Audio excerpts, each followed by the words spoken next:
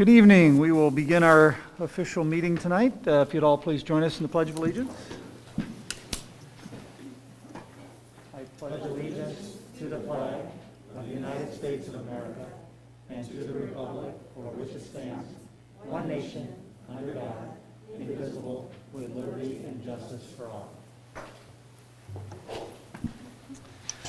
Welcome to those of you who are here in person and those who are tuning in remotely. Tonight we're pleased to recognize our newest National Board Certified teacher, Melanie Lunt from Central Middle School. In addition, we'll honor Megan Gerberding, who is the Assistant Principal at Mason Ridge Elementary, and she was recently named the Elementary Assistant Principal of the Year for the entire St. Louis region.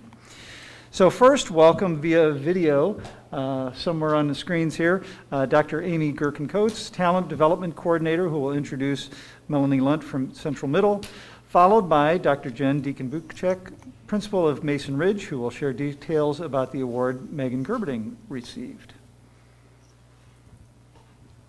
Good evening, Dr. Marty, President Todd, Vice President Hopper, Ms. Stover, and members of the board. Each year, I have the opportunity to come to you to honor Parkway educators that have earned the distinction of becoming National Board Certified teachers. This year, it is with additional pride I am able to share with you an outstanding educator that earned this distinction during a pandemic. As you know, National Board Certification is an advanced teaching credential. It complements but does not replace a state teacher license. National Board Certification is achieved upon successful completion of a voluntary assessment program designed to recognize effective and accomplished teachers who meet high standards based on what teachers should know and be able to do. Certification consists of 4 components: content knowledge, differentiation in instruction, teaching practice and learning environment, effective and reflective practitioner. Throughout the process, educators are able to apply what they've learned to their practice and connect with other teachers pursuing certification. As a district, we support our educators throughout their journey with a scholarship and partner each candidate with a current Parkway National School Board Certified educator to serve as mentor. To put this in perspective, only 1,120 teachers have achieved National Board Certification in Missouri, and just 29 earned their certificate in 2020.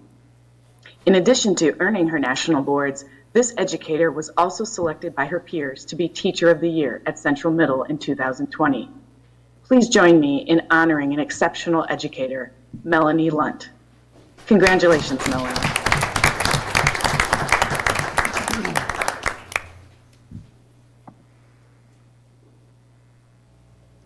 Good evening, President Todd, Board of Education, Dr. Marty, and Mrs. Stover.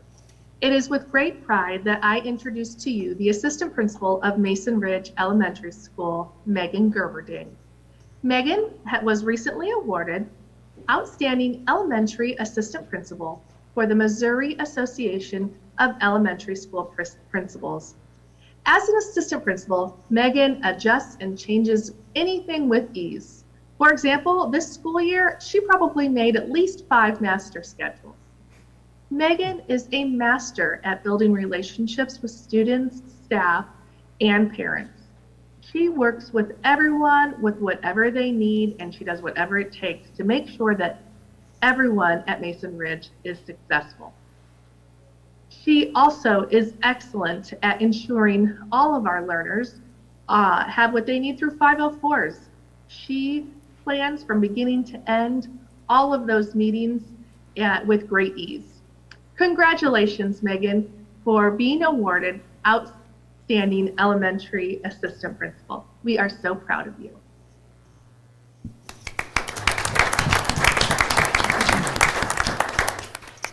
That's great. Congratulations again to Melanie Lunt and Megan Gerberding. The certificate has been sent to each of their schools, and thank you for joining us virtually for your recognition. Next up, I have several additions, corrections, and/or modifications to the agenda. They include 6.01, addendum to agenda item 10.06, approval of personnel items, 6.02, addition of contract to agenda item 11.01, approval of purchase of Food Service Management Company Services, and 6.03, addition of agenda item 10.35, approval of contracts of cross-country and track and field race timing. Next up on the agenda is citizen statements. We have none this evening. So next up, I will, let's see where we are here. Next up, I will ask for a motion and a second to approve the agenda for the regular meeting of the Board of Education as scheduled for April 14th, 2021. So moved. Second. All in favor? Aye. Any opposed? Motion carries 6-0. Let's see, the next regular board meeting will take place on Wednesday, May 19th, 2021, beginning at 7 p.m. at the Parkway Welcome Center right here. Next up is board liaison reports. Matt, you want to start us off? Sure. I'll just share that I had a chance last week to sit in on a in-person virtual class where the class had one person in the classroom and the rest were spread out through the Parkway School District. And I understood the concept before. It's nice to actually be there and see what's actually happening, but it is tough for the students. It is tough for the teachers. It is not the best environment for teaching in general, but COVID has taught us a lot of different things. We've had to adjust and make adjustments, so I just really want to applaud the students who are dealing through this, making it through, and for the teachers too, having to make the adjustment where they're looking at a screen and looking at the classroom at the exact same time. It is not easy and something that I just really admire. So thank them for all the work they're doing, and for the teachers and for all the students who are really pushing through this year. Well, first, I'm going to talk about something that I'm looking forward to. One of the best things about being a board member is to be able to go into classrooms and into schools and to see what's going on, and we haven't had, other than virtual opportunities, that opportunity this year. Next week, I get to go to 6th grade outdoor camp, and I'm so excited to be among students again. So I'll report on that next month, but I'm just so excited about it that I had to bring it up tonight. Also, on a more, something I've been participating in as an individual and not as a board member, I've been taking a course called LEAP, Leaders in Equity and Parity, which is offered by an organization called In-Purpose Educational Services. And this was an intensive training program studying equity, specifically racial equity. And it's, I really believe that it's important to always learn and grow. And I'm going to be able to take what I've learned in this course and really make sure that I'm always looking at my decisions as a board member through an equity lens, because we have to be sure that we're benefiting all of the students in our district. And it's just been a really great opportunity. And like I said, I did this as an individual, but it's going to touch many areas of my life. Great. I'll just note that Dr. Ciartino, who is not here tonight, and I continue to participate in the district-wide equity task force. We are coming up to our last meeting for that, so just so the board knows, the recommendations coming from that task force will be coming to us shortly. I believe that there's a lot of kind of consolidation and sense-making to do. There's 10 different working groups, I think, that are all coming up with lists of recommendations with a lot of overlap, but some really interesting ideas and things for us to consider. So expect that coming June, I believe. I'm looking down here, June. Okay, so yeah, coming to us as recommendations in June. Thank you. So typically, this part of the meeting, we talk about things we've done or visited. Today, I want to talk about something that didn't happen. Last Tuesday, I got up and didn't have to go to the polls, didn't have to go pick up yard signs. And I can't begin to tell you how great that was. But on a serious note, those were here earlier. Matt and I were unopposed in the April election and will continue to serve on the board. And while obviously, like I said, I enjoyed not having to have a campaign, what's more important to me is sort of the confidence that the community has showed, not just in Matt and me, but in the board at large. You know, the fact that there wasn't, an uprising or, even a single candidate that, was running against either of us in this election or the last election shows that while we as a board and we as a district, we're not perfect. We, I like to think we do the best we can, particularly under these difficult circumstances, but that I think we've earned the community's trust that, even in tough times we've got our hearts and heads in the right place. And that, I think I speak for Matt, and probably the rest of the board saying that certainly means a lot to all of us. I'll just say congratulations to both Mr. Seltzer and Mr. Schindler for another 3 years, and very pleased that we're able to continue with our board intact the way that it is and continue the difficult work that we sometimes have. So thank you and congratulations to both of you. And to Mr. Todd for being our elected president again, continuing your great work as well. Likewise, So thank you. with you, Debbie. And I'll also add, as Christy mentioned, things that have gone on since the last board meeting. I got to participate in the PTO leadership meeting with all the PTO leaders from, I think it was mostly elementary schools, this particular meeting, but it was great to see a lot of familiar faces and some new ones, and talk about things going on throughout the district. I thank them during that meeting for the work of a lot of PTOs this year in supporting the food pantry.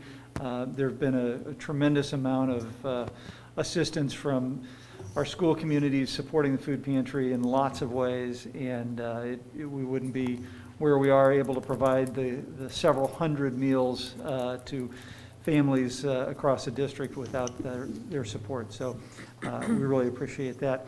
And I will, one of the cool things I get to do as board president is sign a lot of certificates, and I signed several of them tonight for people that have achieved things, whether it's Teachers of the Year or students making, getting a perfect ACT or whatever. But one of them I signed was for Paige Warmeister, who's a West student, who became the first female wrestling state champion this year. First state champion in wrestling for a female in Parkway's history. So I thought that was kind of cool. So that's all I've got. Dr. Marty, do you have anything you want to? Just a few items, and I don't want to steal Eric Leader's thunder here, but this is such good news, and we're going to, I think, have a more elaborate presentation in the next board meeting. But this week, EPA, the Environmental Protection Agency, honored 4 Missouri Energy Star Partners. This is kind of a big deal because there's only 4 organizations in the whole state of Missouri that received this outstanding leadership in reducing American energy bills and tackling climate change. They are, listen to this, City of Columbia Water and Light, Emerson, True Manufacturing O'Fallon, and the Parkway School District. What a tribute to Eric and his work and the sustainability work, Patty and her leadership. And again, we'll have a more elaborate presentation, but I think it deserves a round of applause for that kind of work.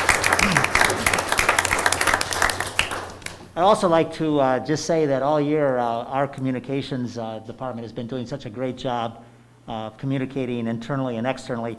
And I hope this brochure, which went out to all our residents, we do more and more online communication simply because it's cheaper, but everybody got this. Heard a lot of nice comments. It was really an opportunity for us to talk about the tough year we've had, but really the wonderful teaching that went on, the wonderful cooperation of our students, and the maintenance of a lot of good news and achievement in our district. So, Paul and your department, congratulations for your ongoing work. I guess that deserves an applause too, doesn't it? Just laying out applause. And then I'd like to thank the community and, again, all the work that has been made. Tomorrow night we have our second staff vaccine clinic at North High School. We'll have nearly 1,000 of our staff vaccinated for the second shot. And I know that in planning, in looking at that, we really were worried about the ability to have a quality education experience on Friday, because we do hear a lot of people, I think Greg had his second shot and had a tough, if I can reveal this, and look at Greg, I mean, he's a big, healthy guy. But we really appreciate the community's understanding of our really wanting to make sure that we're not going to have a day which classrooms aren't filled and with qualified subs or regular teachers. So I want to thank our community and also thank Catherine Park, who's led that effort. We are hopeful that before long we may be able to do something to bring in vaccinations for students. We're working on that. Catherine's working on that, and we hope to be able to do something potentially this spring yet or into the summer months, and that would be exciting if we could have some vaccinations certainly for our young people. So again, thank you for, again, the community and for all the good work that's going on in Parkway. I'm proud of the work that we have, and as we approach the last couple of weeks of the school year, there's a lot of good things are happening in Parkway, and congratulations, Kevin and Matt as well, and Jeff and Debbie also for your renewal of your leadership for the coming year. Thank you. I have no upcoming board subcommittee meetings to inform you about, nor do I have any official subcommittee reports. So we'll move on to our consent agenda. We have a fairly healthy consent agenda, which we've all had an opportunity to review. So may I have a motion to approve the consent agenda as presented in the April 14th, 2021 board materials? So moved. Second. Is there anything to be pulled to action or closed? All in favor? Aye. Any opposed? Any abstentions? Motion carries 6-0. Okay, so at this time, I would like to introduce Patty Bedborough, our CFO, Eric Luters, Director of Sustainability and Purchasing, and Marlene Pfeiffer, Director of Nutrition Services, who will provide a brief presentation and a little bit of information for you, a little bit of news.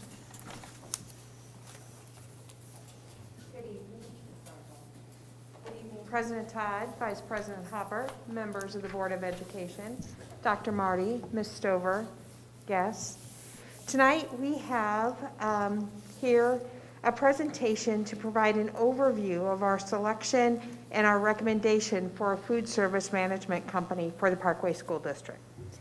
We'll review the reasons why we went out to bid for a food service management company, why we believe this management company is going to be the great partner for us. We'll review the bidding process and then the selection criteria that we used as well. We did select Chartwells as our recommendation. I did bring a box that has some promotional materials in it with perhaps menu selections. Oh, and Eric brought one as well. So feel free to kind of flip through there. So we will move on with our presentation. So first and foremost, just a reminder of some of the reasons that we went out to bid. Most of you know that Parkway is very unique in our setup for food service deployment. We have 4 production centers that are set up in each of the high schools, and then that's where all the food is made, and then it is actually taken then to each of the schools for serving. So our 5 middle schools and our 18 elementaries, along with our early childhood centers. So that in itself is complicated. So bring on top of that, we have everything with our food restrictions from the federal level, et cetera. We have the time that students can eat and they are in the cafeteria, et cetera. So it just becomes complicated. So why did we look for a management company? Well, we wanted to see, it was first a look and see if there was a company that could provide a cost-effective option for us that we could still utilize their nationwide network for their marketing, their menu development, their healthy food alternatives. And then staffing and support. Staffing has been quite the issue. I think, Marlene, you're down at least 20 positions currently. And it's pretty ongoing that she has had, staffing issues. But the other things that we know that the company can bring is just what works well in different schools, different settings. And why is this all financially feasible? It's because they have a nationwide network that provides lower food costs. So we go through our very formal bidding processes and we still obtain our best cost for food, but you gotta think of this national provider, their buying network is so much bigger than ours. So just as a sample, their cost per meal equivalent is $1.08 versus ours ranges from $1.23 for breakfast to lunch as high as $1.51. So that's where we're able to then afford things such as the admin fee and some of the marketing components. So up next, I'm going to turn this over to Eric Luters. He's going to walk through the process that we went through for the RFP. So this is no small undertaking, of course, and so what our process is for any type of bid that we need to undergo that requires some qualitative measures is conduct a request for proposal. So this structure is a structure that is provided for by the Department of Elementary and Secondary Education, the state of Missouri. So it kind of made it a little bit easier for us from that standpoint, that they had essentially that format already in place. And that said, we did have a variety of other stipulations and terms and clauses that we made sure to input into that RFP, essentially to make it our own and provide Parkway relevant content, data, information, et cetera. Some of those things are just making sure that we can increase and decrease service as needed to make sure that there certain interpretations protects the district. We also included other important elements regarding things that we've done very, very well, which is our wellness initiatives, making sure that we continue to have salad bars at every school and every lunch, making sure that we're still able to use our schoolyard gardens and that associated produce on the line for food, looking at vegetarian alternatives. Beyond wellness, looking at sustainability initiatives, so making sure that we're able to maintain and keep up and improve our waste reduction efforts, our energy conservation efforts, et cetera.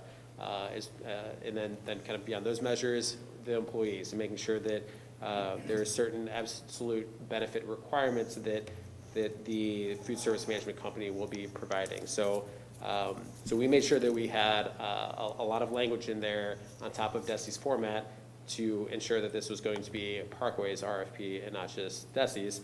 So we went through that. So we went through that process. We got 6 respondents, which is terrific. So it was very competitive. And a lengthy evaluation as those that know that were involved, some 400 to 500 pages or so each. So there is lots of detail that was provided, which is great because this is a very important program. And so we wanted to make sure that we had the level of detail review to ensure that our recommendation was going to come forth with that due diligence. So, and we had a large committee in that review process. So we had an elementary, middle, and high school all participating within that review process, principals at each. Nutrition Services Department, there were 5 individuals, 5 individuals that participated with that.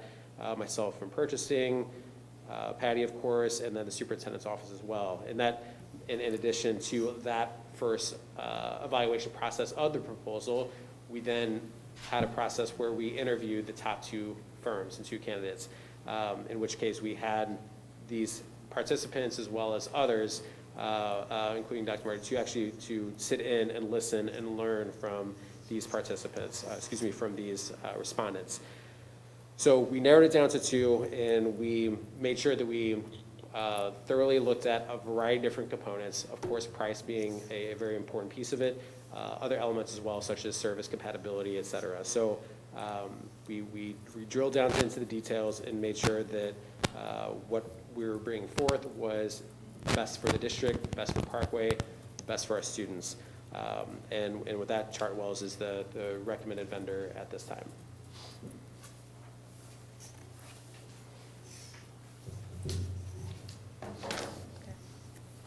So as far as the pros for selecting Chartwells, we felt that they were student-focused, so they're going to bring back in line our Student Advisory Committee and also have online surveys, probably like twice a year. Innovations would be utilizing the school gardens that we already have now and probably, working with administrators of other buildings to encourage them to have gardens also. So right now we have Northeast Middle, Southwest Middle, Oak Brook, Green Trails, and I'm sure some others that I might not have mentioned that we currently do use their gardens. So they're going to partner with us on that.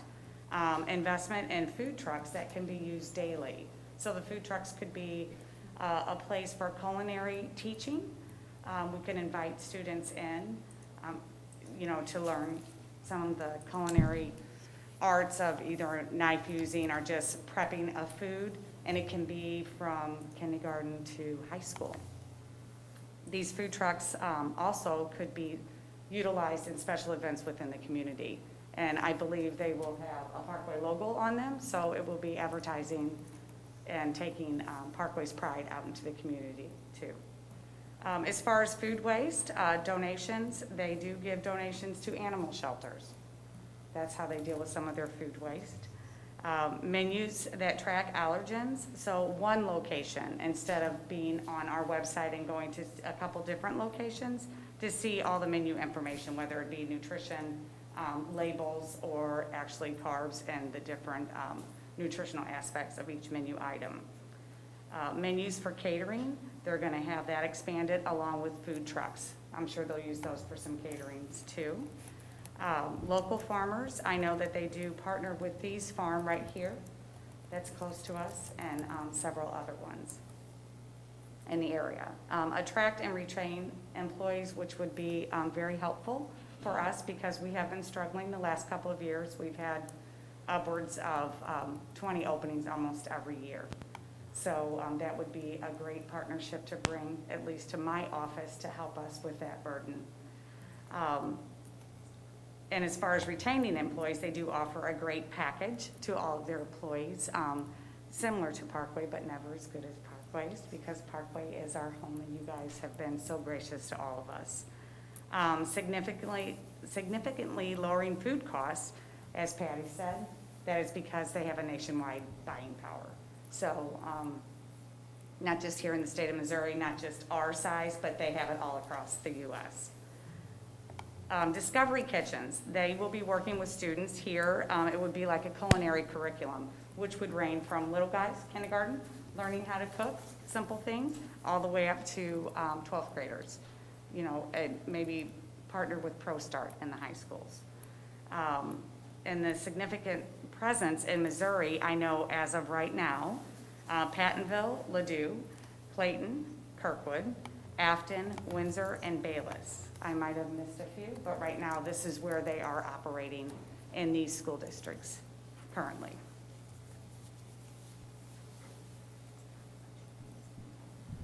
Awesome. So one of the great things, just to kind of emphasize, we do get to retain all of our employees. You know, that was all part of the criteria that was spelled out in the RFP as well. So all of our employees remain our employees. So, and that was very important to the employees as well.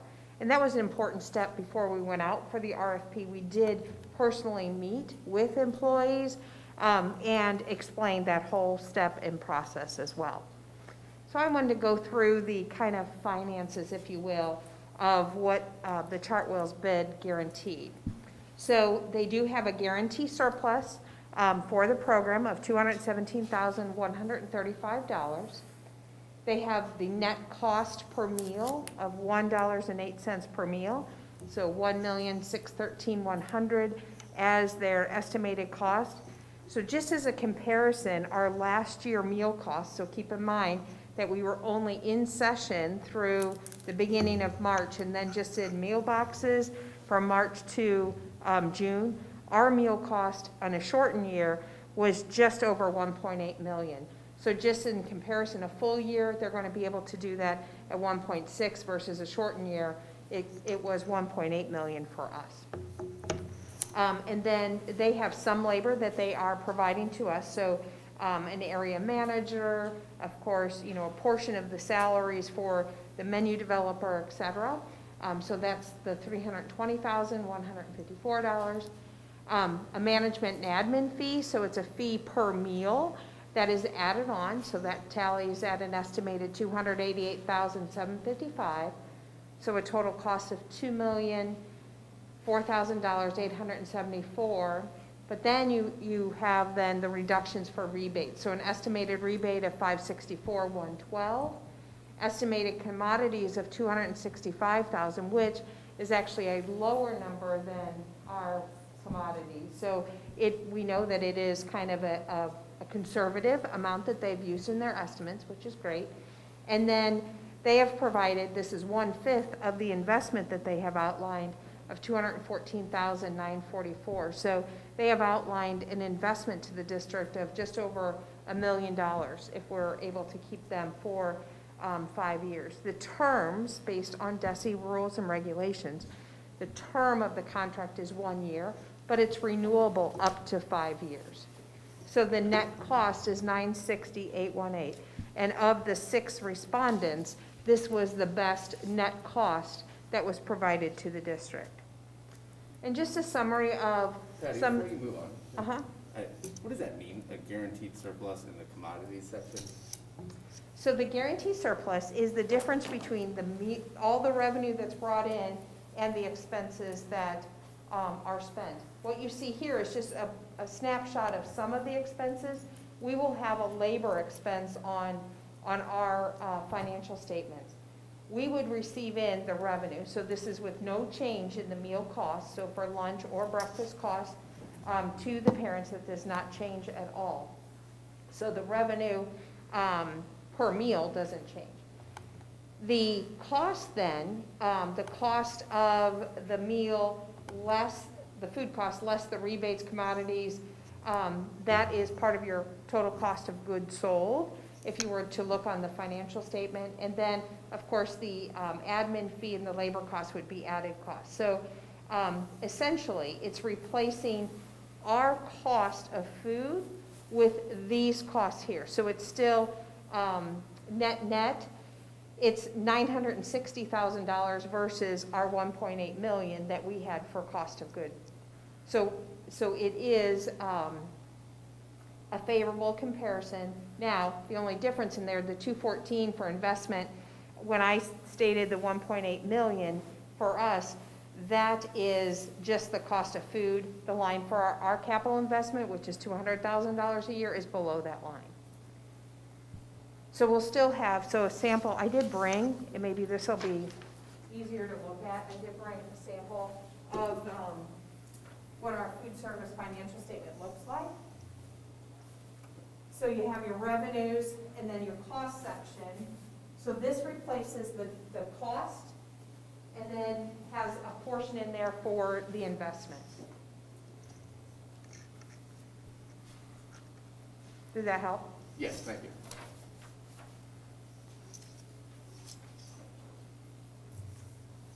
So that. Sorry.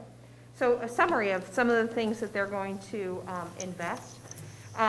2 full kitchen food trucks, as Marlene mentioned. New directional signage, so within the cafeterias, they will improve the signage. They will have station wraps, so the stations that have like the hot tables and stuff, they will have kind of decorative wraps for there. They'll have retail-inspired serving vessels and tools.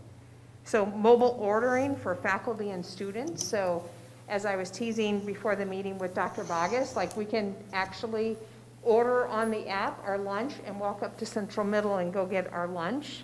So it has alternatives for us. Of course, we'd have to open a food service account. And then we have the NutriSlice menu and nutritional access. So that's available for students or for parents. They'll be able to see all the nutritional components of everything that is displayed. They'll have more than 1 entree each day for the students as well. New condiment stations and accessories. And then, as Marlene mentioned too, these discovery kitchens. It's kind of like on a mobile cart. They'll deliver the education anywhere. So it could be a math lesson where you're talking about different measurements and combination of things together. I mean, it really can be creative and fun. And then mobile carts too, to bring the cooking demonstrations right there in the kitchens.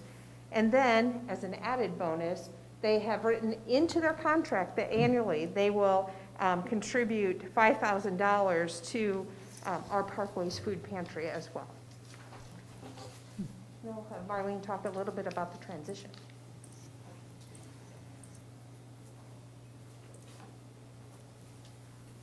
Oops.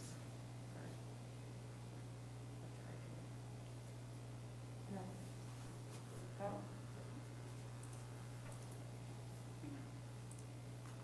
There we go. Sorry about that. Okay, as far as the transition, providing comfort for staff on the transition. So we talked with Dr. Marty and Patty in January, and I will be honest with you, a lot of our staff was very anxious and nervous because some of them have worked for over 20 years, as I have, with Parkway. and we are dedicated to working in the communities that they live and that we've been with for years. They said they were very happy and thankful about when we furloughed and took great care of them. So they have a great deal of love and commitment to Parkway. So how is this going to affect them?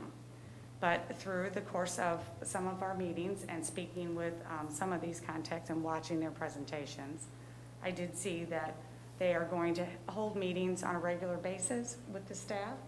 They want to meet with them on a regular, like every month.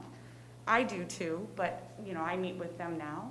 But they will also be meeting with them to trying to, as they stated, come alongside, if you will, and work with them hip to hip so that we can meld this together and work as a partnership, not really as a takeover, which some of the employees really felt like. So I think that really did calm a lot of fears. A lot of Q&A. They're going to reassure and support the partnership and really just be transparent with the employees that are existing so that they can feel comfortable and know that they're still doing the same job that they've been doing, that they're excellent in, and this would just be another level of support.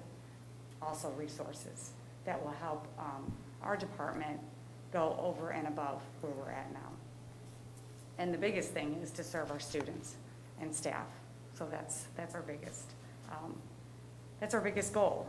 The $99 for commitment, $99,000 for commitment to training and transition, a little bit of what Patty talked about before. They're gonna bring in a director. And I said, oh, wow, okay, so do I pack up now or what do I do? And I did express that. I don't know many of you that know me personally, but I'm gonna ask those questions because I just need to know. And they're like, no, we're gonna be in there for about 2 months because we need to help train, talk to you. You need to tell us what Parkway's goals are. And how are we gonna work this together as a partnership? So that was actually music to my ears. That was great. So, but that does cost money to bring in someone to help train, along with 4 chefs that will be at the production centers. So they have their own set of menus and they're gonna bring those in and help our staff learn. That's part of the training. To do more scratch cooking, which I know a lot of parents would like to have. Sometimes we felt there was a time limit on that and it was hard, like Patty had spoke about, to get everything ready and have over 1,000 meals shipped out from one kitchen within an hour of starting. So, but these chefs are gonna give us some great skills. I'm a dietitian by trade, so I'm not necessarily a chef, so that's gonna cost a little bit of money too, to have them come in and train. The collaborative decisions on what capital and changes will be made. So we've always enjoyed the $200,000 that you have been so gracious to give to us for our equipment. Equipment is expensive, and the gentleman sitting behind me received a reward for that. But going green isn't always cheap, but in the long run, it's the best thing, right? And it's the best thing for our environment. So even purchasing that equipment, we thank you for your years of support too, and Eric's great coaching to keep us on the right track. As far as systems remaining, I think this is probably referring to our point of sale system, the POS system that the kids use to buy their lunches, our inventory systems, our P&L reports that we give to Patty and Brian Whittle each month, end of month reports, things like that. They have assured us that they can probably work with any of our systems, but I know we'll be working with Jason Rooks to make sure that they get the information they need, as well as still continue to report monthly to Parkway, how we are faring and how we're working each month. Prepared to take the program to the next level. Like I said, I was very pleased when Dr. Marty and Patty sat us all down and talked to us, and they at least 3 times said what a great job everyone has been doing, and we just want to help support you and bring this department up to the next level for our students and staff and the community. Thank you.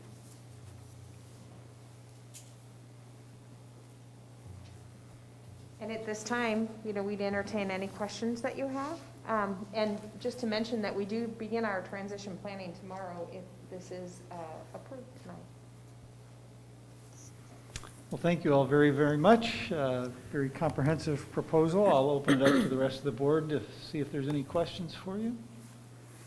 I'll just share the question that I sent to you before, the fact that in my day job, I know that there's been some challenges between food services and school gardens. So I was very happy to see in this agreement the promotion of school gardens and making that connection from the food service to the educational pieces that are going on outside. So I am very interested to see what the Discovery Kitchen is too, how that goes around. And we go on visits this fall. It'd be nice to maybe to see some of that in action. And my question is revolving around food allergies. If we could get some some more explanation on how this company will help ensure safety for staff and students with accommodating food allergies in the cafeterias. So I believe we'll be able to use their system, the NutraSlice system, and be able to put the allergens into our, tell me if I'm gonna say this, speak on this, Marlene, because you're the expert on this. We'll be able to put it into our point of sale system so that as the child is essentially checking out, if they're allergic to strawberries, it would pop up and say strawberry allergen, and then, of course, the food service worker would double check to make sure there were no strawberries on that plate. So that would be for each individual child, each student they're going to do that for? Actually, we currently do that now with the Okay. system. The POS does have that. I think what you're referring to is when you're looking at a menu as a parent or even a student. Right. With this NutraSlice, you can actually hover over the menu and it will pop the label up along with all the nutritional information, calories, carbs, vitamins, stuff like that. It will also have what the ingredients are on it. So this NutraSlice will marry up with the NutriKids that we put all the label information in, and it will actually make it readily available right there, like on a mobile device on your phone. And then as far as when you do scratch cooking, is there going to be accommodations with that to ensure no cross-contamination, or are there going to be labels on the food that, grab-and-go packages, et cetera, for the students to know if it's safe or not for them to partake? Actually, I would assume, I can't really talk to that, but I will ask those questions. As far as cleaning in between, our staff is trained to do that currently, but I believe these chefs coming in can maybe give even some other layers of training and just making sure that's adhered to also. And it might even be something like you buy a kit of cutting boards that have different colors. So on this cutting board that is purple, that is an allergen-free cutting board. So we even try to, in our kitchens now, to separate, we have baking departments, entree departments, and salad departments. And between each item that you're working with, you have to clean and sanitize all of your utensils, everything. I think what you're speaking also to is, I'm sure that they will continue the peanut-free in the elementary level. Because that will be a big push from my part. And as far as labeling, we do a little bit of that now, but I'm sure with a company this size, they probably have a system right now that will be, labeling everything that's setting out, like package grab-and-go things like that. But I will make sure that I talk about that to them. If I could just add on to what Debbie was asking, is you talk about there's an app and they have all this technology and we'll be able to mirror with our point of sale system, but is there some technology that would automatically flag something so that the person checking out a student wouldn't have to read ingredients or look at a plate to see if there was strawberries or whatever? If we keyed in, hey, they bought chocolate milk and they bought grapes and whatever else, could our system, I see what you're saying. could we backload our student data so that we know that John Doe has an allergy to asparagus or whatever, and when somebody goes and he's going to purchase that asparagus, all of a sudden the system says, whoa, this kid's got an allergy to this food you just scanned. So in my knowledge, I've always said to myself, if I thought of that, it's probably out there already. So it probably is, but I'm not sure that they have that part. like I said before, with our POS system, we work very closely with the nurses for new students and just every year. In fact, I just had a meeting with the nurses this Sunday, and I said, every time a new kid comes in, a new student, but why don't we also do it a couple times a year? Make sure that we're talking with the cafeteria leads and making sure our system has all the information it needs to, so when the child does come, like Patty said, the student comes through and we see that on the POS and we're like, oh, fish. Now you have fish sticks, we're gonna ask you to go back and get a different entree. But as far as picking up asparagus and it's scanned and then it pops up, I'm not sure about that, but that sounds pretty slick, but that, I can't really speak to that. Well, one question, would asparagus ever come up separate? Because wouldn't it bring out as a meal unless it's an add-on? Right, but I think what he's And you have thinking is choices. anytime you pull, we do have choices, but anytime you pull a menu, you're thinking, will that menu be able to be popped up Right. in the system? And I'll just qualify that, I know no kid is getting asparagus. Hey, Just for it an used to not example. like broccoli, but they eat it now, so I'm not so sure about that. But I will ask those questions to see, you know, how deep this NutriSlice, I have never worked with it, I've heard about it. I have seen it, but I've never myself personally worked with it. So those are good questions to find out, so that it doesn't take the eye of a human to check it out, that they just can tell, is that what you're kind of That's saying? another layer, yeah. Okay, yeah, I will. And I've noticed it too in our school cafeterias, that there's signage at some points of where students can grab a snack or a donut or whatever, and it might say, you know, it'll have a sign that says, please be aware that these particular allergens may exist in this. Can we be assured that Chartwell's is still going to do something like that Sure. as well?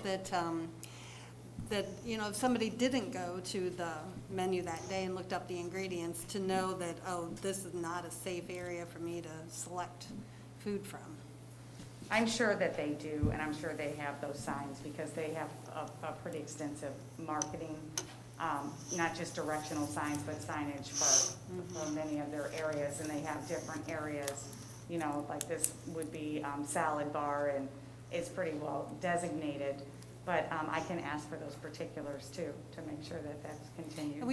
We want to know that, you know, we serve our staff too, so this would need to apply to our staff also. Sure. Because, you know, they're part of partaking in the food cafeteria meals as well. Yes, I know that usually on a regular basis, I'm just picking one school that comes to mind, Ross Elementary, we had quite a few adults that had allergies. So we were particular to make sure that we went over there every year and speak with the administration and say, hey, do we have anything else?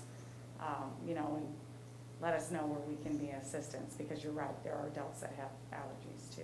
Okay, thank you. Anything else? Yeah, I've got one. I have to ask this because my wife has always, and maybe there's a way to do this already, but a way to see exactly what it is that our kids order at school and lunch, and if this is already happening and we're just don't know how to do it, then forgive me, but, and in the off chance that my wife is actually, this is the board meeting she chose to watch, I have to ask this question. Is it possible to integrate into the app so that parents can see what their kids are eating, or at least ordering? I'm not sure on NutriSlice, but on our POS system right now, it says if it's a meal or if it's a 75-cent item. And so that's probably your question. Well, what was It's not that really my 75-cent item? Aaron, if you're there. Okay, try. or his wife, excuse me, I'm sorry, whatever her name is, it's nice to meet you. But anyhow, so, yeah, we don't want him to get into trouble, but anyhow, right now, the system, how it runs, it does have the capability of lining everything out. A chocolate chip cookie, I'm just talking a la carte, baked fries, or. So far, this is pretty accurate, I think. It can go very detailed. Here's the problem though. When you get that detailed, that slows the lines down. So we're gonna have to work on finding a happy medium, because students, you know, they need to get back to class and learn. So we only have so much time to eat. And what happens is that system tends to get delayed when it has so much information it has to show up. Not that it can't be done, and that gentleman back there might be able to help us a little bit, along with this company, because they have technology people too. There's got to be a way around that, because when we first, you know, had this POS system introduced into our department, we said the same things.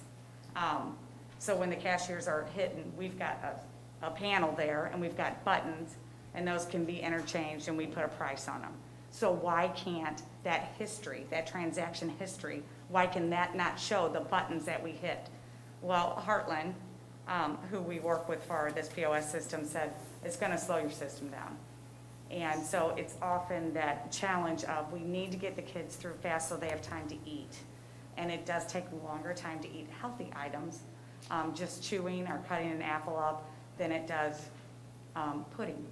So that's where, that would be a challenge, but just to answer your wife, I'm sure it can be done. We just got to find that piece. And that's what, these are good questions, because I'm going to be seeing them tomorrow.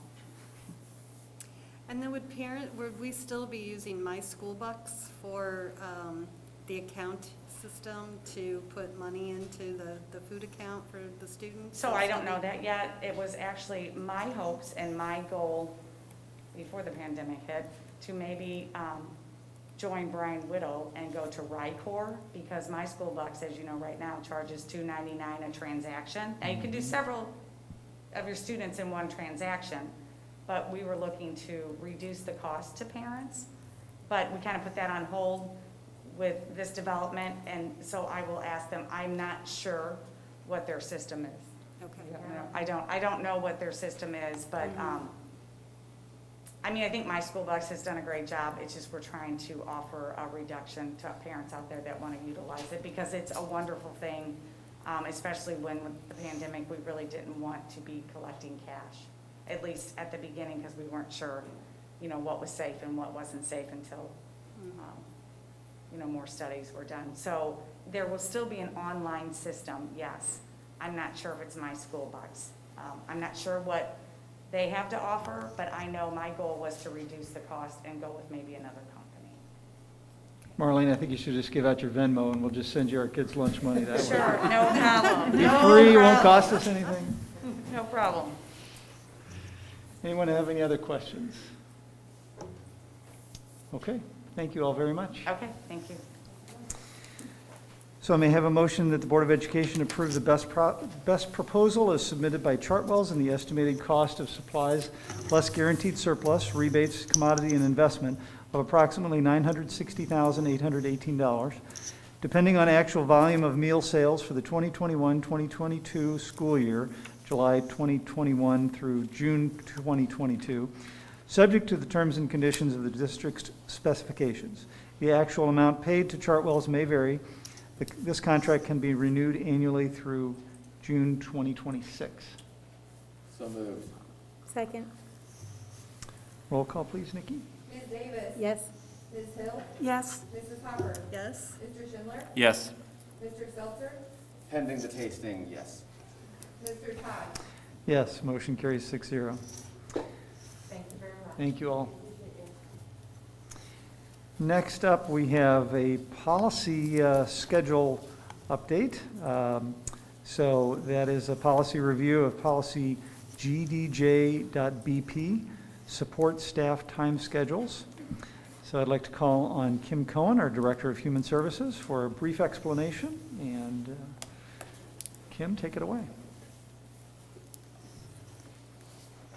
All right. Good evening, President Todd, Vice President Hopper, members of the board, Dr. Marty and Mrs. Stover. Based upon a district-wide policy review and feedback from MSBA, we would like to bring policy GDJ, support staff time schedules, for approval. This policy is taking the place of GDBC.BP, overtime and time reporting. GDJ shares expectations regarding establishing daily time schedules and work calendars for support staff. This policy clarifies the importance of employees recording their actual daily hours worked by either clocking in or completing a daily timesheet or log as required by law. We are moving this policy forward at this time to allow us to pay our employees any unused accrued overtime on June 30th. Dr. Bogus and I would like to thank board members Todd, Davis, and Seltzer for their assistance in reviewing and revising our G policies thus far.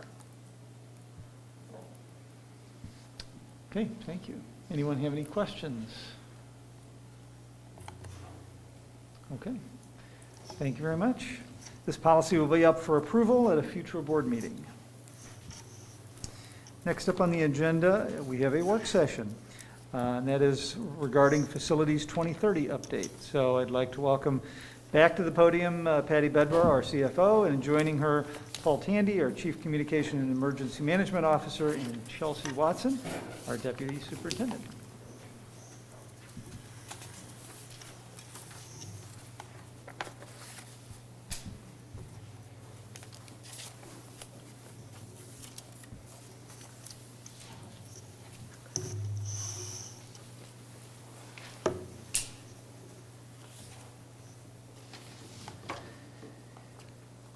Good evening, President Todd, Vice President Hopper, members of the board, Dr. Marty, Mrs. Stover.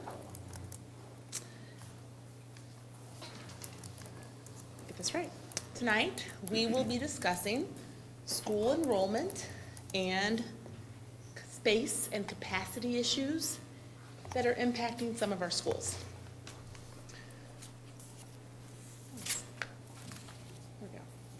But first and foremost, as always, we need to start with our Parkway mission. Our Parkway mission is at the forefront of everything that we do, no matter how great or how trivial the task is. For those of you who've been around before, if you remember prior to 2011, our Parkway mission was focused on the adults. But since 2011, our focus has been on our students. And that is exactly where our focus should be each and every day as we make all the decisions that we need to make here in the Parkway School District. Project Parkway, as you know, is our strategic plan. In addition to our mission, our strategic plan guides our work. There you see the 3 goals as part of our strategic plan. Goal 1 focuses on students. Goal 2 focuses on staff, and Goal 3 focuses on resources. Goal 3 specifically says, it is our commitment, if you will, to responsibly and efficiently allocate resources, including finances, facilities, personnel, and time. So the conversation this evening will shine a spotlight primarily on goal number 1 and goal number 3. So Facilities 2030. Something that we've all heard before and talked about before. But let me take you back in time just a little bit. As you know, Facilities 2020 was completed around 2018.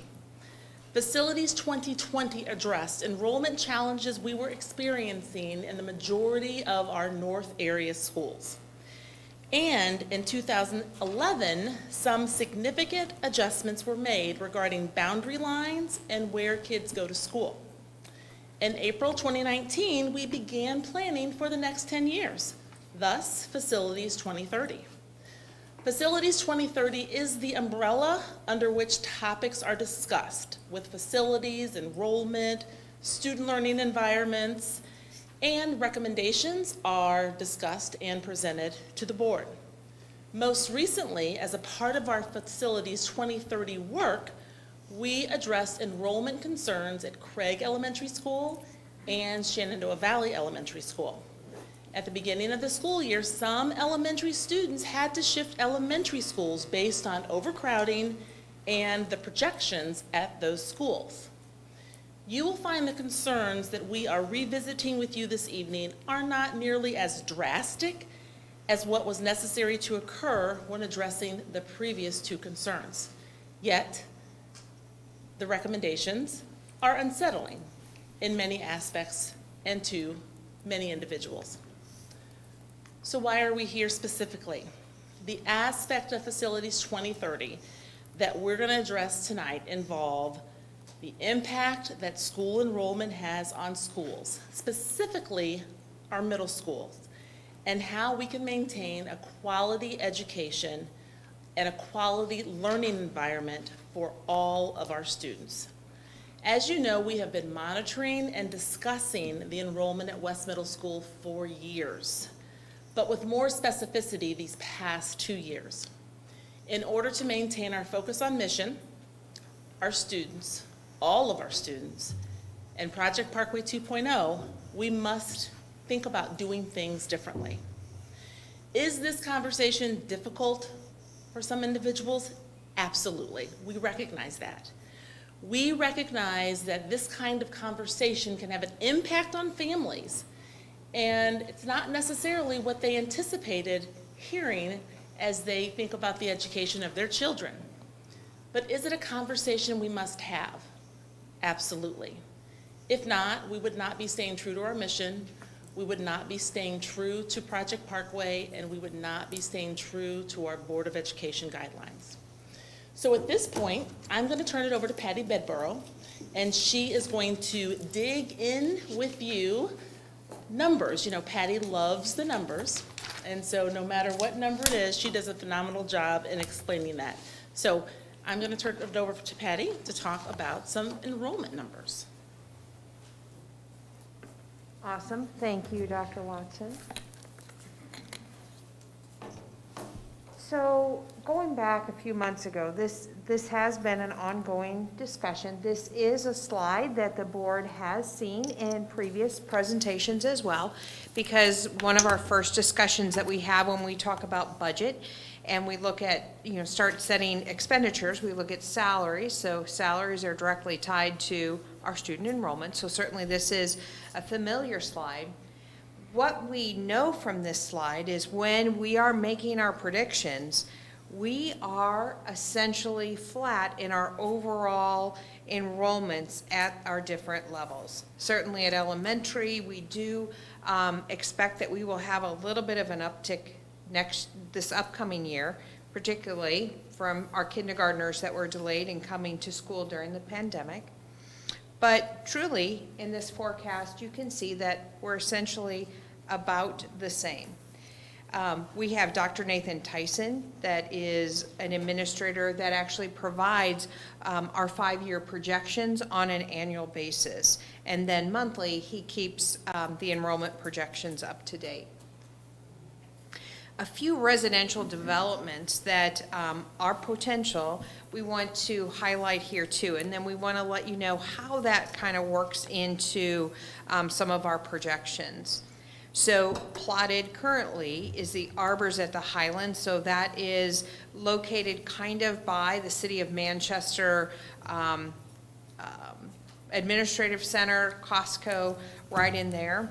That is plotted for 60 homes. Beginning in November of 2021. So how will that impact our enrollment? Well, according to Nathan, he'll take that 60 homes, utilize a factor of 0.25, so multiply 60 times 0.25 and you have 15. He will allocate 2 students for each kindergarten and first grade, and then 1 student each at 2 through 12. So why is this property impactful? Well, it goes into Piermont Elementary.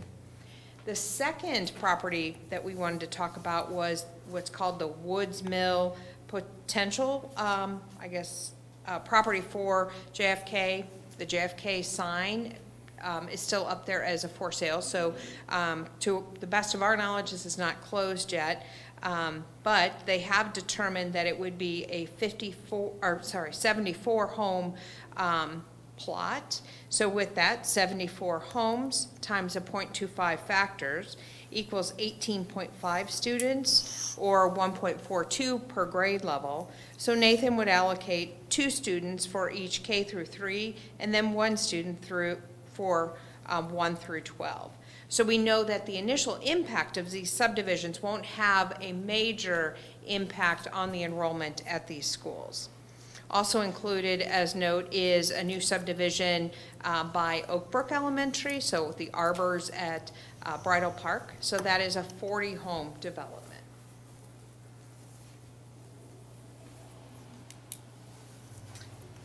All right, so why is this important to us? As you saw in the previous slide, our middle school overall is essentially flat. So our current enrollment this November was at 3,951 students. If we go 5 years out to the fall of 2025, we're at 3,861 as a prediction for middle school. So certainly not a big variance overall. However, when we dig into the numbers, we can see that realistically at each of the schools, they're relatively flat as well. Both Northeast Middle has a slight increase to 880. Central Middle has a slight decline from their 889 to 859. West Middle stays essentially the same with a little movement up along the way, but today they're at 1,052 students and 5 years out predicted to be at 1,048. We have two other schools, our school that we're presently at, no we're not. Southwest Middle, 602 presently, and it is predicted to have a slight decrease to 560 students. And then our school that we're presently at, South Middle, which is our smallest middle school, is at 577, and then predicted to move down to 514. As we discussed,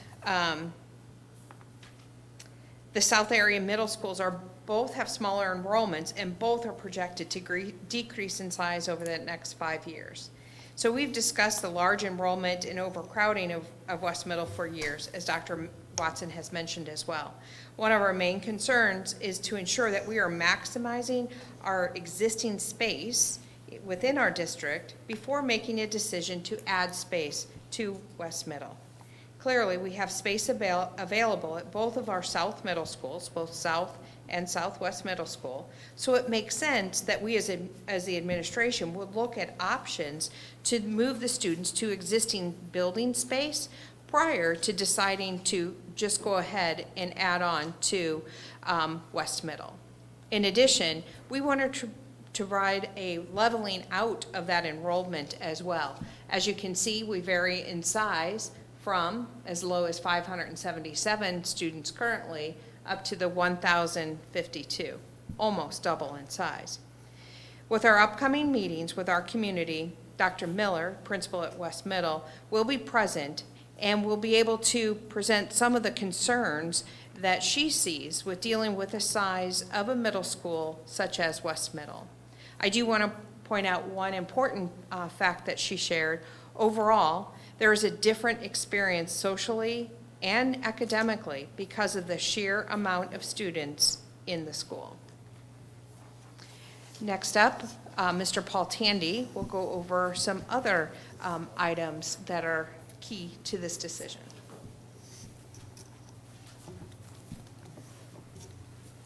Well, good evening, and thank you, Patty. We try to avoid doing boundary adjustments whenever possible for the reasons people have mentioned previously. The situation here, we've looked at West Middle for a number of years. As you saw, the enrollment projections are very flat. And in a way that's good because we can plan. We feel pretty comfortable about where we're going to be, but the problem of the overcrowding at West Middle is not projected to go away.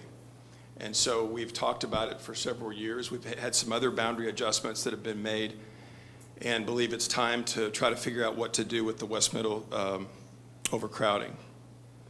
And as Patty mentioned, you can add on, but for a variety of factors, partially the fiscal responsibility, but also adding on to an already very large school, it's not in alignment with your board guidelines on boundary adjustments, and I'm going to go over those in a moment. But also there's just some safety issues as well with continuing to put more students onto that campus due to, if you've ever been there during arrival and dismissal, you'll know. But so we have capacity in other middle schools, so it does beg the question, is that the right solution? Is that what we should be doing? And so that's what we're here to talk to you tonight about. To help guide us with those decisions, you have board guidelines on how to establish attendance boundaries, and I'm going to briefly walk us through those to remind us what they are. You can't always meet every one of these guidelines when you're looking at a change, because sometimes if you meet one, it cancels out the other. But what you try to do is accomplish as many of them, what we try to do is accomplish as many of those guidelines in any recommended change. So this is board policy or guideline JC.G. I'll quickly go through those. So we want to support the neighborhood school concept. and basically try to have the children attend the school that's nearest to their home as much as you can, provided that the schools have the capacity. That's obvious. If you're making a change to favor students who are presently enrolled over prospective new students. So for example, having provisions in there whereby if you have a sibling in the other school, you wouldn't separate the siblings and families, and you would only have it maybe impact new students coming in. To avoid only having a child go to one school for 1 year only, the good thing here is I think we do have the projections to suggest if we made a change, it would be sustainable for at least the 5-year projections. And consider safety of students on their way to and from school. Obviously, what you try to avoid is having the middle of a attendance boundary with multiple, major thoroughfares right in the middle of it, where kids might have to physically cross streets if they're within walking distance, for example. Try to equalize the number of students in each building according to their capacity, and that's one of the issues we're seeing at the middle school level right now, is an inequity in the enrollment. To try to avoid breaking up students within subdivisions, so you don't want to have a boundary line drawn right down through the middle of a subdivision. And to coordinate whenever practical attendance areas of elementary and secondary schools. So we are very fortunate in Parkway. We only have Mason Ridge and Highcroft where you have a split. We're one of the few districts that are able to do that. We've been able to maintain that. You can't always do it, but that's one of the goals. And the last one is important, and that is basically try to move as few students as possible to accomplish the goals that you're trying to accomplish.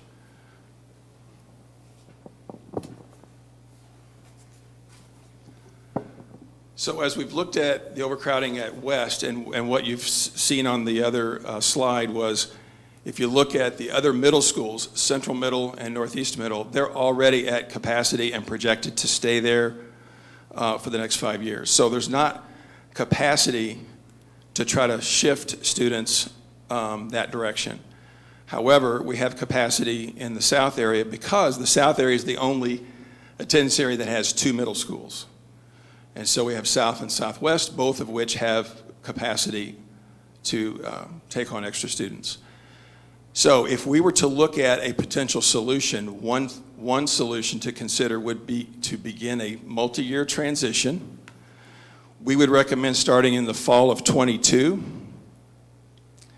and looking at Piermont students transitioning from West Middle to this building. And we'll show some maps here in a minute. But as you probably have known if you've looked at it, South Middle basically sits right in the middle of the Piermont attendance area. But if you do that, since South Middle is the smallest middle school, you run the risk if you just put another elementary into this building of it eventually getting over capacity. So if we did that, we would also recommend shifting students from this school to Southwest Middle, and we would recommend Hannah Woods. And I'll go through the maps to kind of explain the rationale.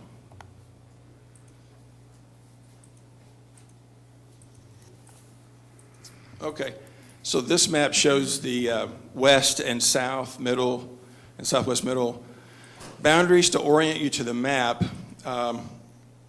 the highway on the far right side that runs north and south, that's 270. The one at the very top of the map, just at the top edge of the green, that's 4064. The road that basically separates the green from the gray-blue is Manchester.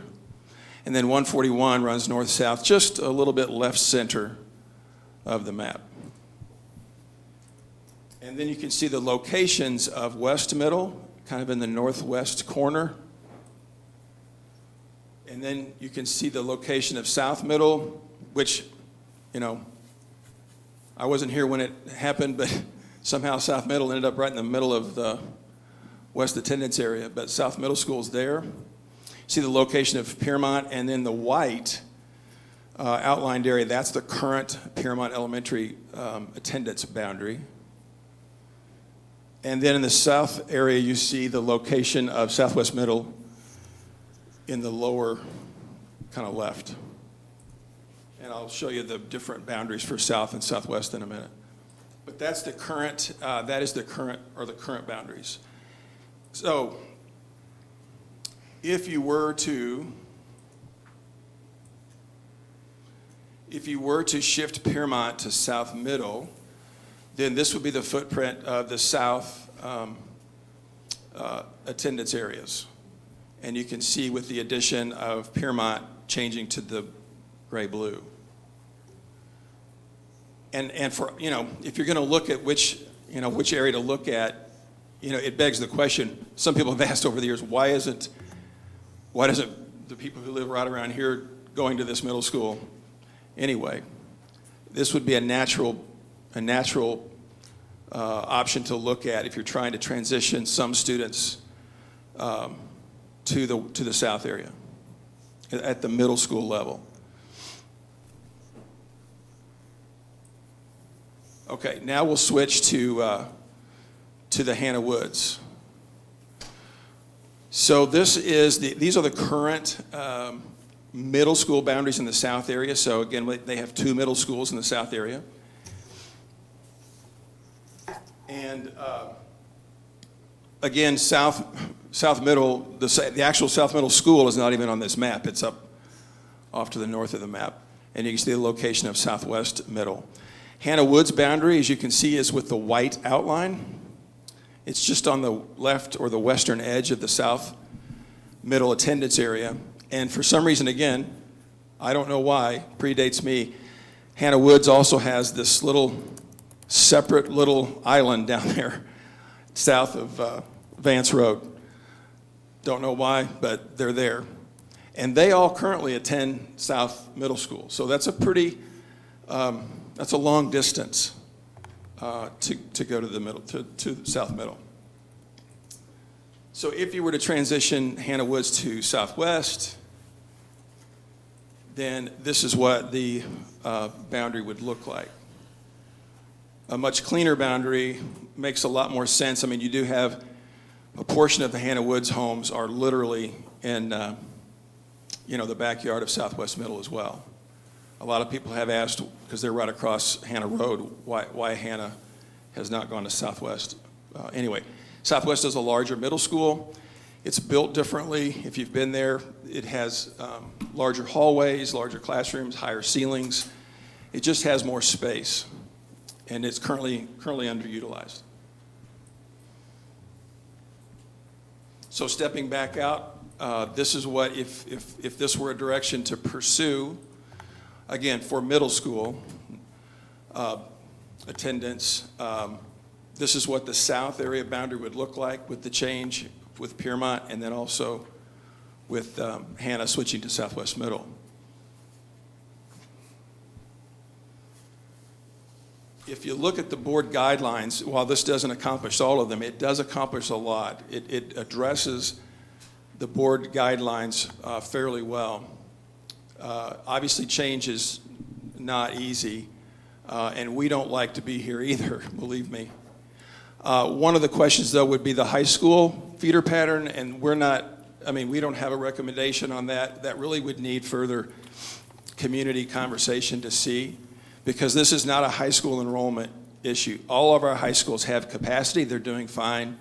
It's really a middle school challenge right now at West Middle. So with that, I think I'll turn it back over to Ms. Bedborough.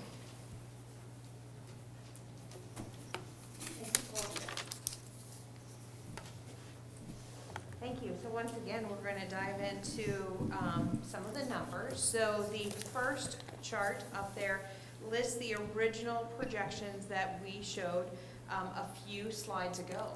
So with these changes, projected changes, we asked Dr. Tyson to work them into our projections then for the future. You may first look at that graph and say, wait, the total number for middle schoolers even changed with this projection. Something's wrong, but it is not. Dr. Tyson assures me that when he puts in the new enrollment numbers at each of the new schools, it takes on their cohort survival coefficients and then slightly changes some of those numbers. So they are not changed materially, just slightly. So as you can see, with this enrollment proposal, we have a school, West Middle, that would go from estimated, our actual enrollment now of 1,052 to an estimated 794 students. So certainly right in that 800 range, that is right in the same ballpark with Northeast Middle and Central Middle. For Southwest Middle, we do have the increase in enrollment from 602 to 798. So once again, right around that 800 student level. And then South Middle here, we remain pretty steady, 577 currently, and even with the shift, moving down to 550. So certainly within capacity limits for all the buildings outlined. So just as a overview of the changes of the elementaries based on feeder pattern, we wanted to just highlight that it's Piermont that has moved to South Middle, and then Hannah Woods that has moved to Southwest Middle. So West Middle still will have 4 elementary schools feeding into it. 2 of them are partially feeding into it. And then, of course, Southwest Middle takes on 1 additional school. And with that, I'm going to turn it over to Dr. Watson to kind of go through step by step of what the change will look like. All right, so here you see the 4 schools that we are discussing, okay?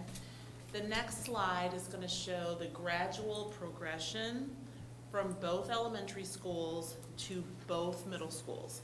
So from Piermont to South Middle and from Hannah Woods to Southwest Middle is what we're going to see next, okay? So here we go. On the top left, you see 2020, 2021. That's where we are now. And then you see the grade levels on the left. So this is going to show that gradual shift of kids. But before we dig into the slide, I want to make sure we're very clear that in this proposed solution, we are not talking about impacting our current 5th graders. So our current 5th graders at Hannah Woods and Piermont, they will go to the middle school that we have been talking about and talking with them about attending since they started kindergarten here, okay? So the same structure will be in place for them 6th, 7th, and 8th grade.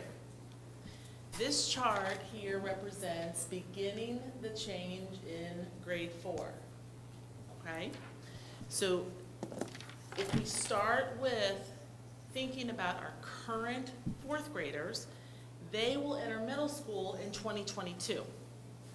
So if they're a 4th grader currently at Piermont or Hannah Woods, they would make their shift to Southwest and South Middle respectively. As you see, our current 3rd graders will shift to the middle school in 2023, 24. They would be shifting to the new middle school based on the proposal. You see grade 2 when they will shift, grade 1, and kindergarten. So if we think about all the kids in those 2 schools now, this will be what it looks like as they move to South Middle and Hannah Woods. I'm sorry, Southwood Middle and Southwest Middle School. So based on our student enrollment, we need to make that change. And the gradual shift for middle school, as they enter middle school, is a natural transition. We all know with Parkway Middle Schools, we have a number of elementary schools coming together. New community is formed, new friendships are formed, and so it's just that natural transition year where kids are already transitioning. And because of where we are at this point in time with the numbers, we can take this approach. We were not able to take this approach the last 2 times that we had to make some shifts, which made it, even more difficult for a kiddo to shift their elementary school during those elementary years. So this natural shift is much better than, what we've had to do before because of enrollment in space. Would it be most beneficial to start right away? Absolutely it would. We've been looking at these numbers. We hear from students, we hear from parents, we hear from staff, yes. But can we keep moving forward the way we are right now without making a complete shift next year? Yes, we can. This gradual shift will work for our students. This gradual shift also is in alignment with the board guidelines. So my guess right now is there's some what-if questions, right? What if this? What if this? And I'm not going to address every what-if that you're probably thinking, but I have a couple of what-ifs that you might be thinking and others might be thinking. So, if a family currently has a child in 5th grade and possibly a child in 3rd grade or 4th grade, will the children have to attend 2 different middle schools? Absolutely not. Absolutely not. As you saw in our board guidelines, we want to try to keep people together. We would keep families together. It would be absolutely awful for a family to have one kiddo in 6th grade in one middle school, or an 8th grade in one middle school and a 6th grader in a different middle school. We would not do that. If you have a 5th grader that will head to middle school next year, remember this doesn't impact them. But think about if you have a current 4th grader, they will head to middle school, and both of those kids will be at middle school at the same time. And so that 4th grader, for example, or that 3rd grader, the family can request a special assignment. And that special assignment will be granted because we want to keep families attending the same school, if at all possible. And this is what is, this is consistent to what we've done before with previous adjustments. Another question might be, can my current 5th grader attend the middle school in the proposed solution next year? Right? Remember, we said 5th grade we're not touching, but a family might say, well, can my 5th grader go to the proposed middle school next year and not to the school that we were anticipating them going? Yes, that can occur. Absolutely it can. We'd ask that family to put in a request for special assignment, and that special assignment would be approved. But please know, transportation is not provided when we grant special assignments. So why might a family ask this? Well, some families might be thinking ahead, and so they might have a current 5th grader, and they might have some younger children, and they'll be in middle school at the same time. And remember, special assignments are for students who go to a school when it's not their assigned school based on our boundaries. So, if a family has that 5th grader and then also has a 3rd grader or 4th grader, and they want them to go to the same school, 3rd and 4th grader would have to go to that school via special assignment. And transportation would have to be provided. So a family might want to go ahead and shift now. Would we allow that to happen? Of course. Absolutely we would. So those are a couple of the what-ifs that I thought you might be asking yourself and others might be asking, and I know there are a lot more what-if scenarios and questions, and Paul's going to talk about that later on, the opportunity to ask those questions and how we're going to move forward with that. Special programs. West Middle does have some special programs. They have the Mosaics program, and there are approximately 40 students attending West Middle right now via Mosaics. They also have the DHH program, the Deaf, Hard of Hearing program, and there are 15 students attending right now. And so we've looked at those special programs and thought, okay, so maybe we make some shifts with the special programs, but if we shift the special programs, that does not get us the results that we need in order to really significantly decrease the student population at West Middle. So we have looked closely at those as well. And those are the 2 programs that West Middle has that other middle schools do not have. okay? So at this time, Paul Tandy's going to come back up, and he's going to address the timeline and our thoughts in regards to this proposed solution and how we propose to move forward.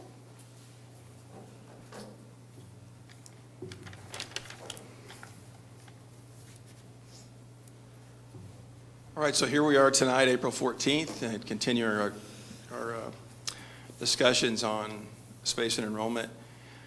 We do have a Zoom webinar scheduled for the 20th.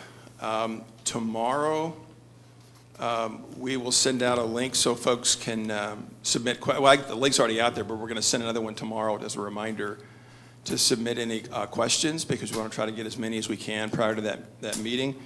We will present a version of this that night, because a lot of folks will not have seen this.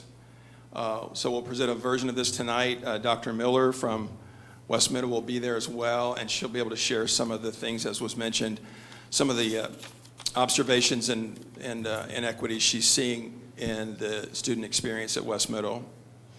And then we'll respond to the questions we've received.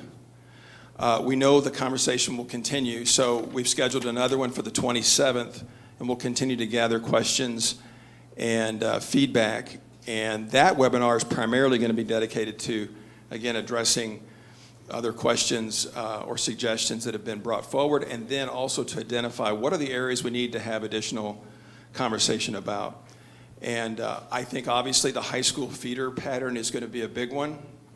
What does that look like? And so we want to spend some time. We put in here May through August, May through September. It really is kind of dependent on what you, the board, prefer.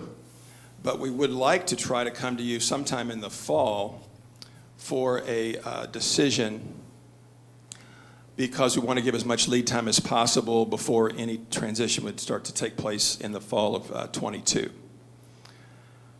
So that's kind of where we're at right now. Again, we haven't discussed the high school piece just because, if Paramount were to go to here, doesn't necessarily mean that transitions to South High. That's a conversation that we'd have to have. We do need to provide transportation to one of the high schools. So we would ultimately ask your decision on which one where we would provide transportation to, and then you would have to do special assignment requests if you wanted to attend the other high school. Hannah Woods, their feeder pattern already is into South, so that wouldn't be an issue there.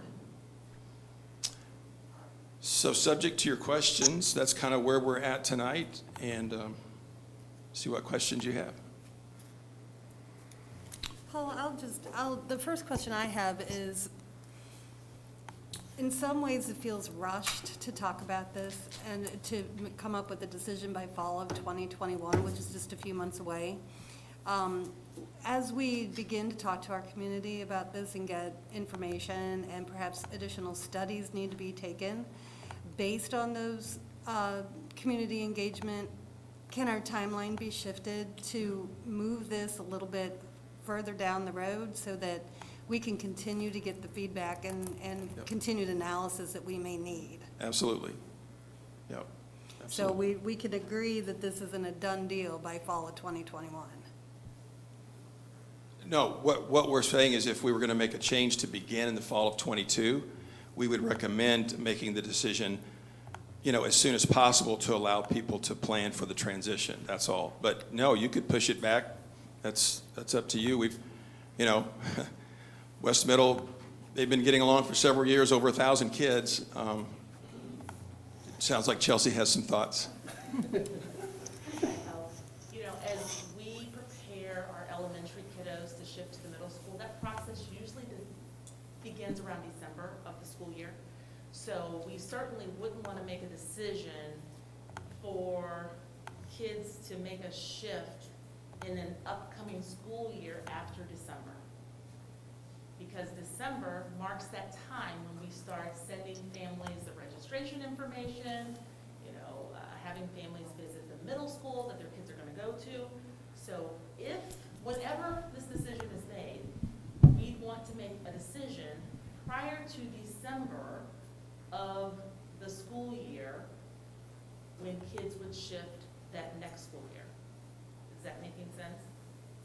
So could we push it back? Yes. Could we push it back next, instead of in August or September, could we push it back to November? Sure.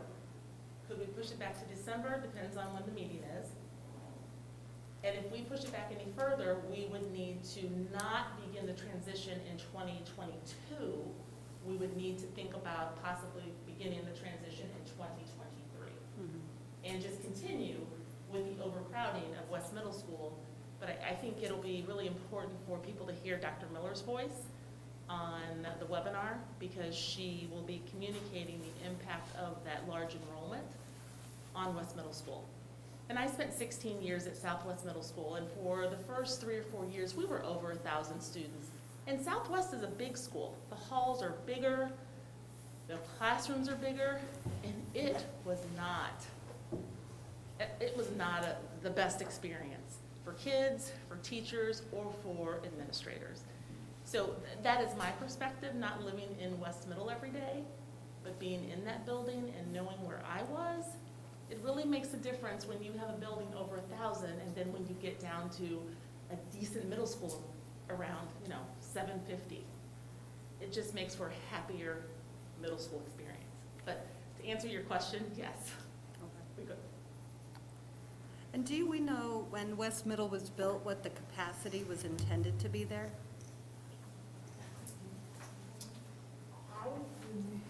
I do not have that with me, but I do know that it has a couple additions that were made to the school since it was built. That actually leads into a question I have. Do we have actual capacity numbers for each school? Is it in the neighborhood, preferred capacity? Is it in the neighborhood of 800 students for each school? Are they roughly equivalent?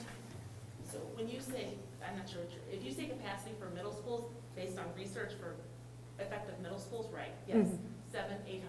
Okay, and I was also thinking in terms of the amount of space. I don't know how that calculation is made. So I actually have the number of classrooms in each of the middle schools, if that is helpful. So Northeast Middle, currently we have 65 classrooms. Central Middle, 72 classrooms. West Middle, 87. And then here at South Middle, 51. And then 58 at Southwest Middle.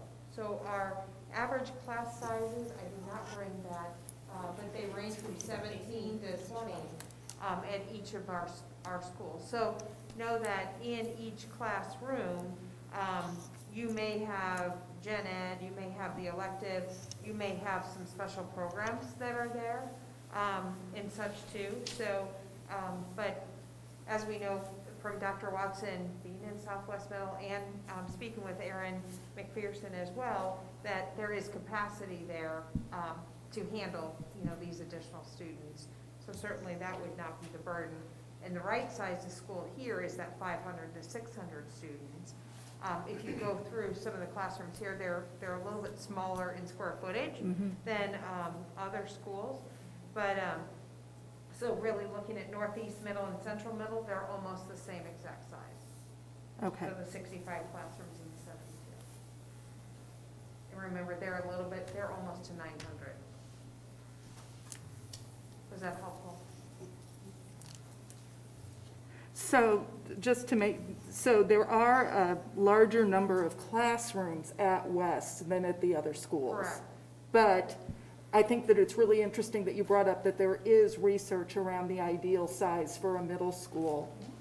And that we have one school that is demonstrably over what that research reinforces. And remember, West Middle has 2 specialized programs that the other schools don't. Right. That takes classrooms. And I have to say that I had 2 pages worth of questions. You answered most of them. And I'm really looking forward to seeing I'm a West Middle parent, Dr. Miller's presentation next week, because I think it's really important for us to know the way an overcrowded school impacts every student in that school. So I was going to ask about that, what the demonstrable impacts are tonight, but knowing that she's presenting on that next week, I'm going to be watching. I had a couple of thoughts. The first is kind of piggyback on what Ken just asked about sort of preferred enrollment. And I'm wondering, and this doesn't touch this exact issue, but if going forward, it might make sense for the district to come up with a preferred enrollment for each school that we could adopt into a board and to further refine the policy so that when these things come up, we're not, a lot of parents say, why now? You mentioned, Wes has been dealing with this for years, but that we could have some guidance as a board and future boards to know that when a number hits a certain, a school hits a certain number, it's time to start having this conversation because this is the second time I've been involved with the discussion of a boundary adjustment. As I sit here, it seems perfectly logical and like everything's been thought through, but then again, they're not my kids at either of these schools. And so I get that logic isn't necessarily, the only component in making these decisions. So I guess what am I saying? One, I think this might be a good opportunity as a board to kind of make a forward-looking plan so that future boards have a little bit of guidance of when these come up so there's more of a logic to it. And I'd also suggest that, Debbie suggested the timetable of this, and I'm not in a position to say what's rushed, what's taking too long, but this certainly seems like there is a pressing need to implement this that can't really be evaluated until we know what the high school part of it looks like, because I know that that's a factor for a lot of parents. I'm sure that means a lot. So I guess what I'm suggesting is whatever needs to be done to start to answer that question. If we really want to talk about this in the fall, which I think is a reasonable timetable, to start to fold that into the equation as well, so that parents, board members, everyone can really evaluate. A couple thoughts, and I'll start with the last comment. And we're focusing this on middle school because it is a middle school problem, but absolutely, I know that is a question. But the reason it wasn't part of our proposal is because West High has room, South High has room. We're not trying to problem solve that, but again, as Paul said, take guidance, take recommendations, but at some point, if we make these shifts to reduce the size of West Middle, you all are going to have to take action on a high school. We have to have a decision at some point in time. We'll have to make a recommendation and you'll have to make a decision.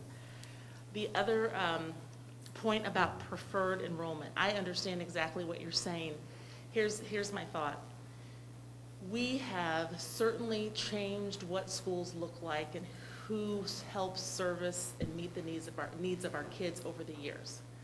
So over the years, we did not have as many specialized programs in our schools, not just talking about DHH and mosaics, but we have a number of classrooms where we service students with special needs. And 30 years ago, we did not have as many additional staff members from the Special School District of St. Louis County in our schools meeting the needs of our children. We did not have instructional coaches needing space to meet the needs of our teachers to help impact our kids. We didn't have math specialists. So we are using more classrooms for less kids these days because of the additional adults that we have in our schools. We have care coordinators now, right, that need space to work with kids. We have more social workers now that need space to work with kids. So just a thought, as we keep thinking and doing what's right for kids, some of those spaces that used to be for a classroom of 20, we can no longer utilize because we need that space for a care coordinator who's facilitating a group, or a social worker who's facilitating a group, or the instructional coach or the math specialist who is teaching. And right now, in some of our schools, some of these individuals are working in closets and working in open spaces when they really shouldn't be working in open spaces due to the nature of what they're trying to do, but that just is the case based on space needs in our building. So just a thought, it's not necessarily about the number of kids, it's also about the number of special programs that we have to meet the needs of our kids. So just a thought on that. It makes sense, and I get it, that I'm not, you live with this every day, I'm not going to say that there's not necessarily a math answer. I'm just wondering if we could use this as an opportunity to create some sort of additional guideline so that in the future, you know, we're making this a little easier on the people that come after us, because these aren't comfortable conversations, but they're also important and logical, and everything you've said makes perfect sense. It's just, you know, it's hard as a parent to know, and then, so in the future, we can make it so that, I don't know, that there's, we as a board can implement guidelines to make this easier on everyone in the future, and just want to perhaps explore that potential. Thank you. I'll ask a couple of questions. First off, Patty, you talked about, I don't know if there's really an answer at this point, but you talked about, we're talking about doing these things before we would entertain the idea of adding on to a school or obviously building a new school. And I'm not looking for something that, you know, we're going to spend money on. But given the construction project that we just completed here and some recent projects at other buildings, could you at least give us an idea what if we said, hey, you know, instead of doing this, let's just add on at different places, just give us a rough number at some point in the near future of what that cost would look like if we were to do something to adequately accommodate the levels of students we have in certain buildings right now. And then I assume, I don't have a student at West Middle anymore, but I assume that the rest of the board, in addition to Pam, can participate in the Zoom meeting next Tuesday, is it? Okay. Absolutely, Yeah, that'd be good. And then you talked, well, Kevin asked a question about high school. That's important. You know, we've gotten a couple of emails in the past few days from parents who've said, I bought my house because this is where I wanted to go to school, or this is where I wanted my kids to go to school. And I totally get that. Kevin and I are the only people on the board who went to Parkway schools. Kevin was probably still in diapers when I was in some older grades, but I remember being the product of this conversation back in the early 80s. I went to East, which is now Northeast, and my sister ended up going to West Middle, and we both drove right past this building, and, you know, all the time asking, why don't we just go here? You know, instead of a 50-minute bus ride, I could have had a 10-minute bus ride. And so I get the complaints of some people that say, you know, why don't my kids go next door? They could walk to school, literally in their backyard. So I understand that point, but I also get the point of, I just bought a house. I got an email this morning, a lady just bought a house March 1st, she closed on it because she wanted her kids to go to West. When my parents moved out to this area, my dad had gone to Mason Ridge and he wanted me to go to Mason Ridge. So he bought a house that was near Mason Ridge. He had no idea where I was going to end up going to high school at the time, but you know, I get that. I get buying someplace. We got an email, the board got an email from a couple yesterday or today where both the parents had gone to Piermont, graduated from West, and they wanted to be in that area. So I understand that. So the points about special assignment, I think, are important. And I think the more, you know, obviously parents will have questions and we'll have more answers hopefully next Tuesday. But the more we can reinforce that aspect of it, and that it's, you know, traditionally our special assignment is if there's room. So we've had parents, you know, who've wanted to send their kids to West Middle the last however many years, and we've had that place pretty locked down as far as special assignments. So if we were to do this, would there be some kind of guarantee for people who already, you know, who bought their house just down the street, planning on sending their kids to West High? Would there be that guarantee that they wouldn't, you know, 11 years from now, when their kindergartner is you know, shopping for colleges and getting ready for senior year, that they're not going to say, oh, you know, sorry, special assignment out the window. You know, we've reached our capacity and you're no longer eligible. So. I believe those are all great discussion points that we can continue with. If I could go back to your first point on, what would it cost or look like to add on to West Middle, I do want to just kind of give an overall maybe safety and security kind of issue.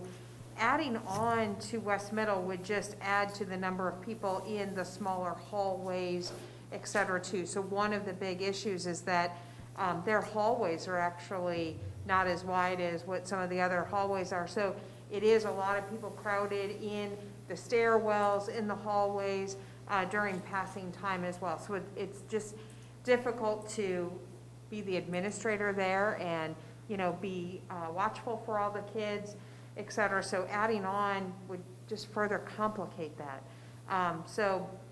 But we will look into and, perhaps come up with, number of estimated classrooms that would need to go into place. Of course, as we all know, dealing with our current construction industry too, if we put a large addition onto a building, we will have to storm shelter that. That's not a reason not to do it, but it does add to the expense quite exponentially as well. But I think, us having the community input is extremely important. It helps us with our planning. As we've mentioned, we don't have a high school enrollment capacity issue right now. So right now, it's not a done deal, where the students are going. Currently, of course, all of our middle schools go right into, a specific high school, but that doesn't mean that that's forever engraved in Parkway either, because we do have 2 elementaries that do have split feeder patterns. So, it's an option, and we're going to look at all options. It is not a closed door decision. We haven't even made a recommendation. And currently, our only enrollment numbers go up to freshman year. So when we look at that fall of 2025, that's with the current 4th graders, and looking into that freshman year. So quite honestly, we could, state that that's not enough data at this point in time to make, a decision that is viable for 11 years, as you had stated on that, special assignment. So we just need to really, get the input and make the best decision we can. Sure. Great.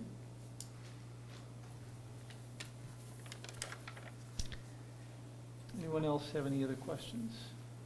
I would just like to comment. First of all, I just want to thank Paul, Chelsea, and Patty for the presentation. As the board knows, because we've talked about it at workshops and about Facility 2030 was mentioned, we've been talking about this topic for a while. And if Facilities 2030, and Chelsea did a great job of tying it with Project Parkway. I think we brought you again tonight and to the community a problem and some options, but we're certainly open to the discussion which we've had in previous. This will be it'll be my 3rd time talking about boundary feeder changes in the last 10 years. And I think we've always welcomed community participation, and sometimes in that we arrive at some good options. And in fact, things that we really perhaps haven't thought about. So I want to thank folks that are here tonight to hear this. And I would encourage you to let others know that we certainly hope people tune in. And the bigger issue that we seem to be kind of arriving at here, where kids might go to high school, is certainly on the table. I think that's something that, again, we didn't want to go that direction that far tonight because we think that's a worthy discussion. We'd like to hear from people about that. But I think, as has been mentioned, we have some options there. It's really, our focus tonight really has been on the West Middle concern and again, some options that we think are viable. But for us, I think the high school option is certainly open at this point, and are again willing to have some further discussion. But again, I think it was kind of broadly looking at this from history and from our Project Parkway perspective and from our accountability around Facilities 2030. I again thank you and thank the board for your questions, and again thank the community for your interest, and we certainly are looking forward to the next couple of weeks to have further discussion. And not that we're, that'll be the end of it. We'll have further discussion certainly as well. Okay, thank you all. Our next anticipated, first, I'm sorry, we have no special meeting tonight. And the next anticipated closed session will be held on Wednesday, May 19th. Detail of the closed session will be posted within 24 hours of the anticipated meeting. We have no recess or closed session to adjourn to, so may I have a motion and a second to adjourn the regular meeting? So moved. Second. All in favor? Aye. Any opposed? Motion carries 6-0. Thank you all for attending. Thank you for watching virtually. We will see you next month.